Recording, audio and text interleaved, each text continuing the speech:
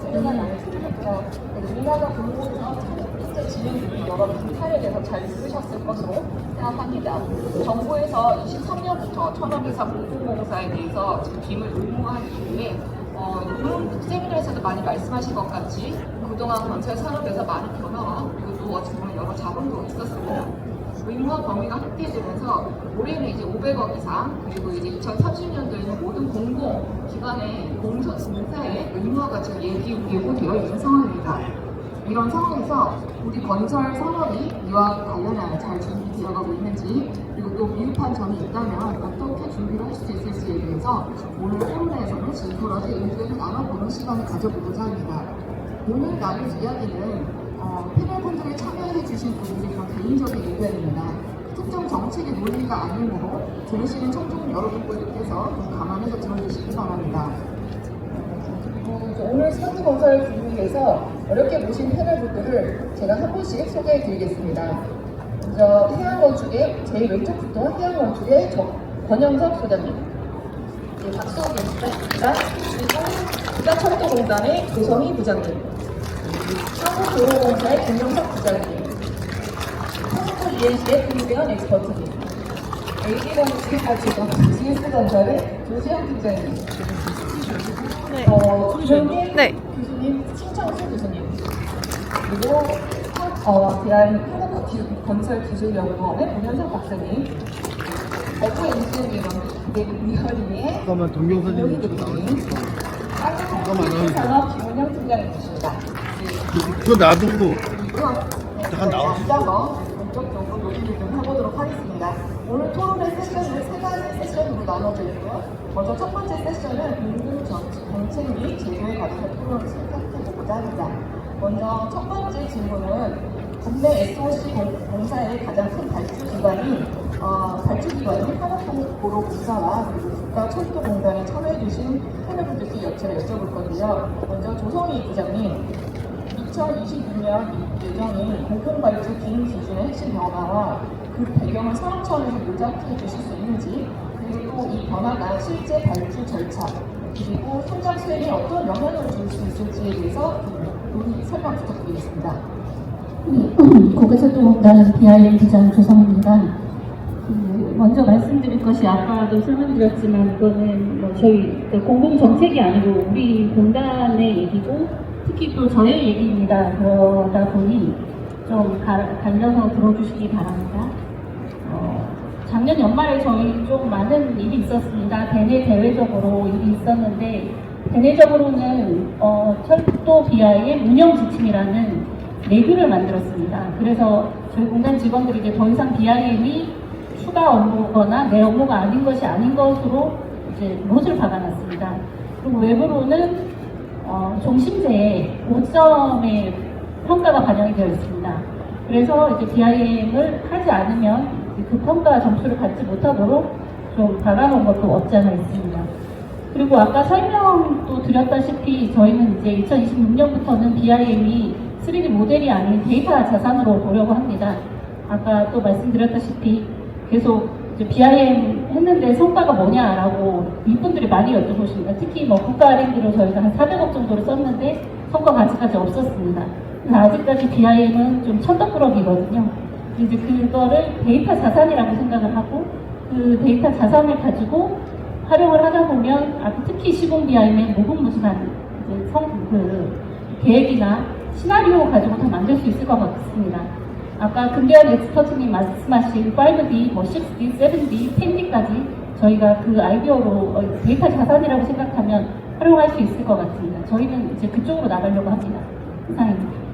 답변 감사드립니다. 그러면은 도로공사에 계신 김영석 부장님께서 동일한 기준 변화가 도로공사의 발주 사업의 현장 설계, 품질, 그다음에 수행 리스크 어떤 효과를 가져올지 예상하시는지 말씀 부탁드리겠습니다.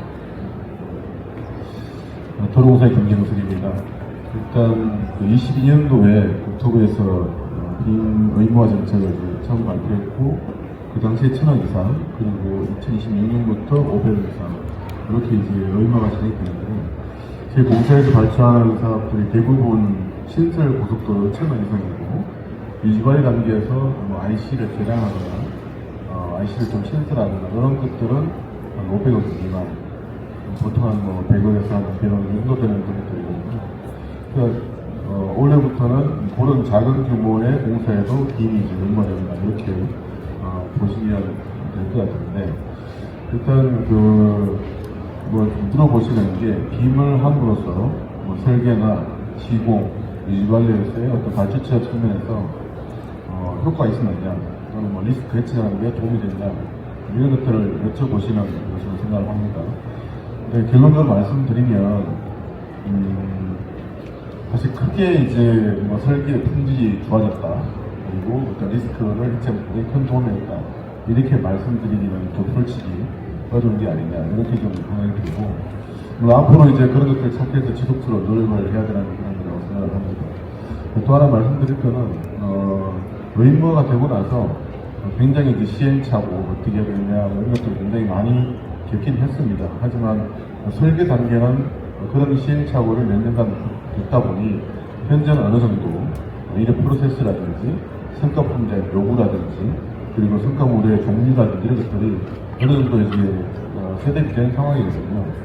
그 이상으로 요구하는 게 있는지 모르겠지만, 현재는 그런 프로세스로 다 진행되고 있다, 이렇게 말씀드릴 수 있을 것 같고, 시공 단계에서는 그렇게 만들어진 빔 모델, 또 빔 성과물을 현장에서 이제 활용을 해서 뭔가 공기, 비용, 안전, 품질, 이런 여러 가지 부분에 있어서 좀 도움이 되는 이런 것들을 찾아내고 있는 과정이다, 이렇게 보시면 될 것 같고, 그게 성과가, 아까도 제가 발표에서 이제 OSC 부분을 조금 말씀드렸는데, 그런 것들 하나하나 이게 효과가 있는 것 같아요, 효과가 있는 것 같아요 하면 그런 부분을 계속 지속적으로 셋업시켜서 앞으로는 건설 관리를 할 때 그런 기술, 빔을 이용해서 이렇게 하면은 효과가 이렇게 된다는 그런 것들을 지속적으로 발굴해나고 정착시켜 나가는 그런 활동을 할 거라고 일단 예상이 됩니다.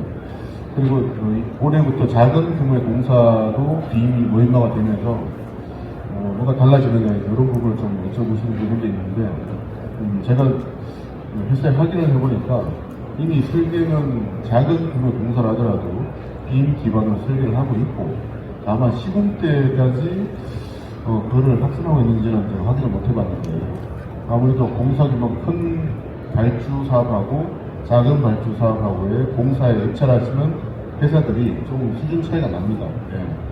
대기업이 들어오느냐 아니면 좀 중견기업이 들어오느냐, 이런 차이가 있기 때문에 아마 대기업들은 많은 준비를 하셔가지고 시공 단계에서도 이제 이걸 도입하려고 하는 그런 활동들을 많이 하고 계시는 것으로 알고 있고, 그보다 규모가 이제 수준이 떨어지는 중견기업 같은 경우는 준비가 안 돼 있는 그런 기업들이 많이 있을 것 같은데, 거기다가 빔을 시공 단계에서 의무화를 시키면 대기업을 할 때보다는 훨씬 좀 어려움이 있지 않을까, 그런 부분들이 좀 예상되고 좀 우려되는 부분이라고 말씀드릴 수 있습니다. 답변에 감사드립니다. 두 번째 질문으로 넘어가겠는데요. BI에 관련해서 많은 연구와 정책을 연구 중이신 문현상 박사님께 질의를 드리도록 하겠습니다. 문 박사님, 국내의 빔 도입이 장기화되고 있음에도 불구하고 현재 데이터 표준화, 디지털 프레임워크, 정착이 더딘 이유가 무엇일지 좀 의견을 좀 듣고 싶고요. 현재 정책 그리고 기술적 장벽과 개선 방향을 중심으로 좀 의견 부탁드리겠습니다. 네, 반갑습니다. 한국건설기술연구원의 문현석입니다. 사실 이제 빔을 얘기할 때 당연히 우리가 얘기해야 될 게 데이터 제일 중요한 부분임에도 불구하고, 여전히 이제 데이터에 대한 어떤 인식이라든지 중요도가 여전히 아직 빔 도입 단계에서 좀 떨어지고 있는 게 사실입니다. 그동안 이제 국내 빔 도입 선정을 위한 어떤 가동적 단계들이 거쳐져 오고 있죠. 그래서 어떤 궁극적인 우리 데이터 활용에 대한 목표에 도달하기 위해서는 일단 우선적인 거는 데이터에 대한 어떤 신뢰성 있는 통합관리 체계에 대한 인식, 그리고 어떤 코드 체계에 대한 표준화, 이런 것들이 좀 선행이 좀 될 필요가 있을 것 같아요. 이미 2016년부터 필요한 게 단순 형상이 아닌 데이터 중심으로 어떤 빔을 데이터로 규정하고 이걸 데이터 기반, 데이터 대중이라는 전략을 통한 어떤 해외 전략과는 달리 이제 국내는 좀 단기간의 어떤 시장 보급과 성과품 제출을 위한 어떤 그 형상 중심의 빔이라는 접근에 좀 머물러 왔었죠. 최근에 이제 AI가 좀 도입이 되면서 좀 더 이제 빔이 그 데이터 관점에서의 중요성과 인식이 조금 더 전환되는 시점이 아닌가 생각이 들고 있습니다. 그래서 그동안의 빔 정책이라는 것은 오히려 데이터의 중심이었던 정책이라기보다는 우리가 빔을 좀 더 많은 사업이나 또 산업을 적응할 수 있도록 하기 위한 어떤 환경 조성의 관점에 더 가까웠다고 볼 수 있겠죠. 그래서 이런 관점에서 어떤 시행착오들을 우리가 좀 많이 겪었다고 보시면 될 것 같고요. 빔 자체가 어떻게 보면 이제 우리가 이런 얘기를 합니다. 싱글 소스 오브 트루스. 가장 신뢰성이 있는 데이터의 원천이라고 얘기를 하거든요. 결국은 AI로 가기 위한 이런 데이터의 중심적인 그 매개체를 생산하는 관점에서 빔은 상당히 좀 중요하다고 생각할 수 있을 것 같고요. 그래서 우리가 앞으로는 이런 빔을 어떤 데이터를 생산해내는 핵심 인터페이스, 어떤 데이터의 그 생산 소스로 재정립을 좀 할 필요가 있을 것 같습니다. 그래서 다행인 것은 저희가 그동안에 이제 빔에 대한 표준에 대한 인식들이 좀 잘 정립이 안 되었었는데, 최근에 이제 한국 엔지니어링 협회, 또 옆에 계신 시선 교수님 저 이렇게 같이 해서 국내의 빔 표준을 좀 더 확산하고 보급하는 노력들도 진행을 또 하고 있습니다. 그런 관점들이 좀 더 확산이 된다고 하면 국내의 이제 빔 방향이 어떤 좀 더 본질적인 데이터 관점에 가까운 정책적인 방향으로 흘러가지 않을까 그렇게 생각합니다. 네. 말씀하시면서 신창수 교수님 얘기를 하셨기 때문에 다음 질문을 신창수 교수님께 물어보겠습니다. 교수님께서는 표준화 전략과 산업 전반의 데이터 신뢰 확성 확보 측면에서 어떤 접근이 필요하다고 보시는지 추가 의견 부탁드리겠습니다. 네, 저희가 빔 도입한 지 굉장히 오래됐는데 잘 안 되고 있는 부분 중에 큰 부분이 이 빔데이터 표준의 부재가 있거든요. 지침이 있는데도 불구하고 실제 이제 일을 하는 사람 입장에서 보면 분류체계 명칭, 그 다음에 그 안에 있는 속성 데이터를 어디까지 어떤 단위 체계로 어떻게 넣어야 될지 이런 거에 대한 표준 모델이 아직은 없기 때문에 생기는 문제고요. 원래는 이제 BIM이 좀 진행이 되면 이 생애주기 모델을 다 고려해서 유지가기까지 디지털 트윈이 나오고, 디지털 트윈이 이제 그 데이터가 쌓이면 AI가 들어오고, 이런 이제 단계로 기술이 지나야 되는데, 우리 정부가 중간에 갑자기 바뀌면서 트윈이 사라지고 빔단 AI가 가버렸어요. 그래서 이게 좀 우리가 좀 어려운 점인데, 제가 생각할 때는 아까 이제 해양건축에서 발표하신 게 좋은 사례라고 보는데, 발주자가 제출된 빔 모델들을 검토하고 승인해서 어쨌든 객체별로 대표성이 있는 빔 데이터에 대한 표준을 설정해 줘야 돼요. 그리고 이게 왜 시급하냐면 지금 발주자들이 대부분 납품 시스템을 만들고 있거든요. 납품 시스템을 만들면 이거 10년, 20년은 기본적으로 써야 됩니다. 그래서 시스템은 사라져도 데이터는 남아야 되거든요. 시스템은 UI, UX가 계속 바뀌어요.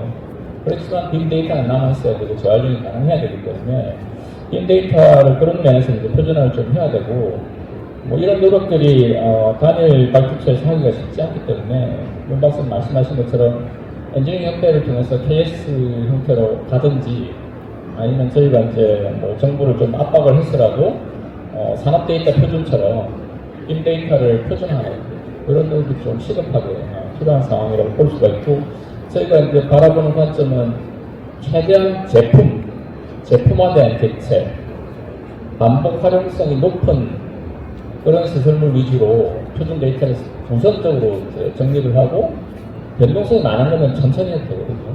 그런 전략이 좀 필요할 거라고 생각하고 있습니다. 감사합니다. 그러면 이제 결국은 그런 빔의 주체가 이제 또 다양한 발주처의 문제로 좀 말씀해 주셨는데, 지금 여기에 발주처로 와주신 국가철도공단과 그다음에 이제 한국도로공사 부장에게 질문을 해보도록 하겠습니다.